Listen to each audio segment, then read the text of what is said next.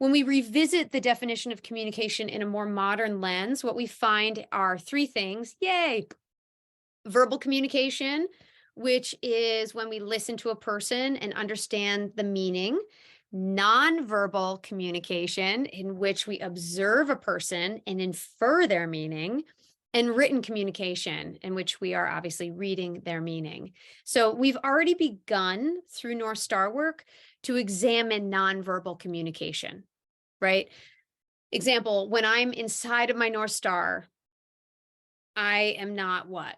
I'm not inside my wounding and I'm not inside my triggers, right? So I can share more easily. I can get clear on what I need more easily. I step outside of the vibration of pleasing, of giving my power away, of blaming, of shaming, all that stuff that we covered in the early modules that are patterns, right? Passive aggressive patterns and things that we came up with to get our needs met or to keep ourselves safe. Cool. So North Star is key to the nonverbal part of communication. That's the takeaway for all of you today. North Star is key for nonverbal communication.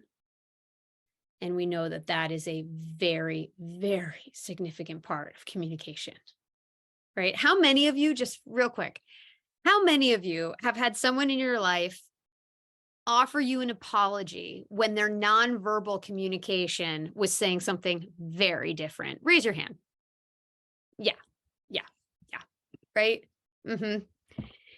When you're like, hey, that really hurt me, and I really wish that you could have just followed up on your word. You said you would be there and you weren't. And they're like, well, I'm here now. I'm really sorry. Yeah, but, like, kind of just, affects how I trust you. I said I was sorry. I'm sorry. Okay. What that person is looking for is the nonverbal communication to follow up with the verbal, to reinforce the verbal. All right. If we get really good at nonverbal alignment, you'll be able to use less words. And for some people in the world, that is a huge celebration. So if we're really owning this energy of nonverbal, guess what? You just need to offer that apology once and fully. And there you go. We have all moved on, right? Okay. Awesome, awesome, awesome. So let's see. I'm gonna take a sip of water. Talking a lot this morning, I know, this beginning of class.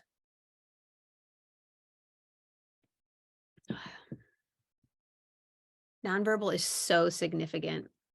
We should maybe do a whole class on just nonverbal. We're lucky, those of you who are in this Sai Maa community directly, that is just such a huge part of the training, feel very blessed. So you've got it all though through your North Star, right? You're set. You have that tool now. You fully have that tool. We just have to practice. That's all. Get aligned with what you mean. Get aligned with how you want to show up. Okay, so it's clear now, yes, that the energy we lead with in our communication often defines the outcome of the communication.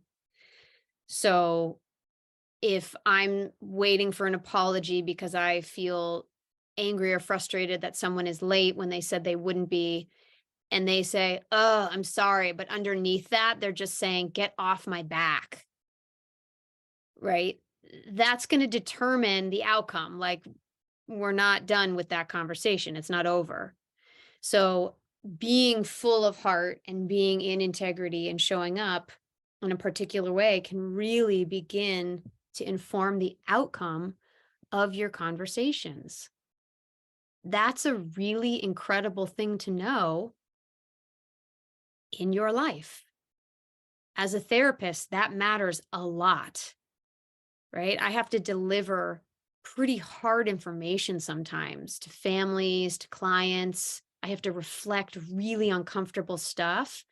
It matters so much how much love is behind that. It matters so much. Likewise, in my partnership, when I'm saying, hey, this isn't really working for me. If I'm saying it like all flustered and angry and blamey, that is going to determine the outcome of our night. I promise you. And when he gets mad back, I have to stop and say, time out. How did I participate in this outcome? Right? So when you find yourself somewhere that you didn't really want to be, ask yourself, how did I participate in this outcome?